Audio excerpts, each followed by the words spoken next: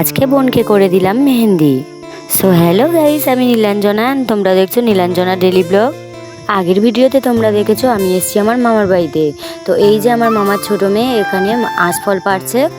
তো আঁশফলগুলো এখন খুবই ছোট, কিন্তু ও পেরে নিল। এখন আমরা মাঠে চলে এসেছি, মাঠে বসে বসে বোনকে মেহেন্দি পরিয়ে দেবো। তো এটা হলো আমার মামার বড় মেয়ে, মানে আমার বড় বোন। এর আগের দিনই তোমাদেরকে বললাম। আর এখানে আমার ছোট বোনের হাতে মেহেন্দি করছি।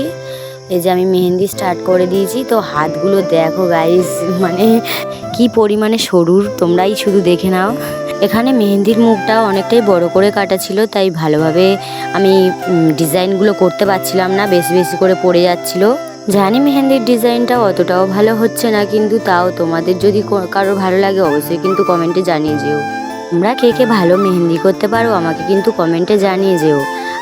আমার এই ছোট্ট ভিডিওটা ভালো লাগলে একটা লাইক আর কমেন্ট করে দিও।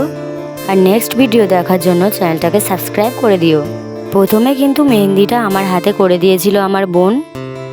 তো আমার হাতটা এতটাই ঘেমে যাচ্ছিল যে মেহেন্দি বারবার আমার হাতে দেওয়ার সঙ্গে সঙ্গে গলে গলে যাচ্ছিল। মেহেন্দিটা করে আবার মুছে দিতে হলো। তারপর ভাবলাম মেহেন্দিটা নষ্ট করে লাভ নেই, ছোট বোনের হাতে কিছু একটা করে দিই, কারণ ওর হাতটা অতটাও ঘামছিল না আমার মতো। তোমরা একটু ভালো করে দেখলেই বুঝতে পারবে মেহেন্দির মুখটা কতটা বড় করে কাটা হয়েছে। ওই জন্য ভালোভাবে ডিজাইন করাও যাচ্ছে না। তোমাদের সাথে কথা বলতে বলতে এখানে আমার মেহেন্দি ডান। আর এই যে দেখো ফাইনাল রেজাল্ট এটা।